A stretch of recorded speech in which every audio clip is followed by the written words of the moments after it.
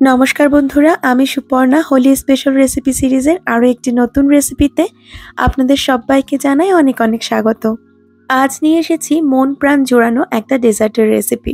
শীত পেরিয়ে গরম আসতে না আসতেই আমাদের মন চায় ঠান্ডা ঠান্ডা কিছু খেতে, আর এরকম কম সময়ে তৈরি হয়ে যাওয়া দারুণ সুস্বাদু কাস্টার্ড সেমাই যদি খুব সহজেই বানিয়ে নেওয়া যায় তাহলে কিন্তু ব্যাপারটা মন্দ হয় না। তাহলে চলুন দেরি না করে রেসিপিটা দেখে নেওয়া যাক। এখানে আমি একটা বাটিতে নিয়েছি হাফ কাপ দুধ, আর দুধের মধ্যে দিয়ে দিচ্ছি 2 চা চামচ কাস্টার্ড পাউডার। কাস্টার্ড পাউডার গোলার জন্য গরম দুধ নিলে কিন্তু চলবে না, ঠান্ডা অর্থাৎ রুম টেম্পারেচারে থাকা দুধ নিতে হবে। আমি এখানে ভ্যানিলা কাস্টার্ড পাউডার নিয়েছি, তবে আপনারা আপনাদের পছন্দ মতো যে কোনো ফ্লেভারের কাস্টার্ড পাউডার ব্যবহার করতে পারেন। কাস্টার্ড পাউডারটাকে খুব ভালো করে গুলে নিতে হবে, খেয়াল রাখতে হবে এর মধ্যে যেন কোনো লাম্পস না থাকে। এবার আমি একটা কড়াই গরম করে নিয়ে তার মধ্যে দিয়ে দেবো 1 চা চামচ ঘি। ঘিটাকে একটু গলে যেতে দেব, আর তারপর এর মধ্যে দিয়ে দেবো সেমাই। সেমাইটাকে ঘিয়ের সাথে খুব ভালো করে একটু ভেজে নিতে হবে। আমি হাফ কাপ সেমাই নিয়েছি, এখানে মেজারিং কাপ ব্যবহার করেছি আমি। আপনারা কোনো একটা নির্দিষ্ট বাটি মেপেও কিন্তু সেমাইটাকে নিতে পারেন।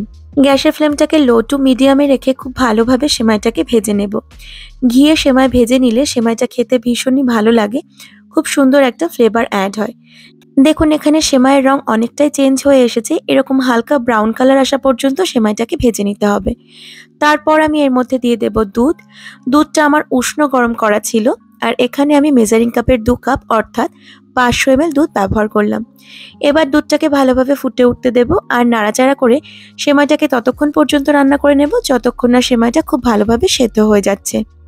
গ্যাসের ফ্লেমটাকে মিডিয়ামে রেখে বেশ কয়েক মিনিট ফুটিয়ে নিলেই দেখবেন সেমাইটা নরম হয়ে গেছে। একটু হাত দিয়ে চেক করে নিতে পারেন। তারপর এর মধ্যে দিয়ে দেব 1/4 কাপ চিনি, আর খুব ভালো করে চিনিটাকেও এর সাথে মিশিয়ে নেব।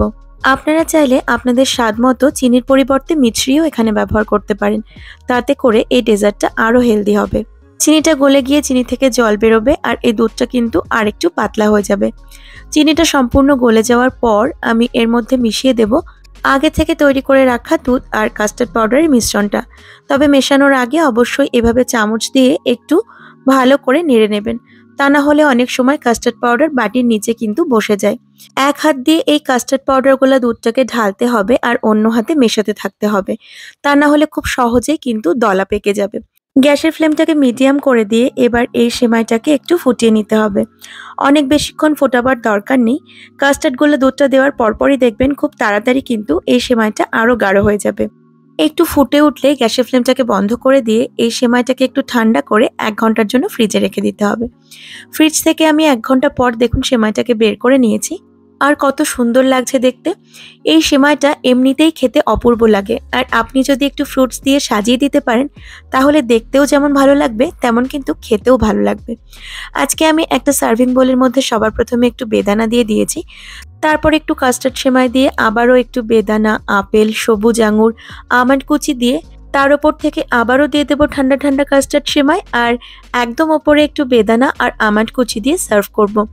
সামনেই গরমকাল আসছে, আর এই প্রচণ্ড গরমে আপনারা চাইলেই কিন্তু দারুণ সুস্বাদু এই ডেজার্টটা অল্প সময়ের মধ্যেই বানিয়ে ফেলতে পারবেন। কেমন লাগলো আমার আজকের রেসিপি জানাতে ভুলবেন না। ভালো লাগলে অবশ্যই একটা লাইক করে দেবেন। চ্যানেলের নতুন বন্ধু হয়ে থাকলে চ্যানেলটিকে সাবস্ক্রাইব করার জন্য অনুরোধ রইল।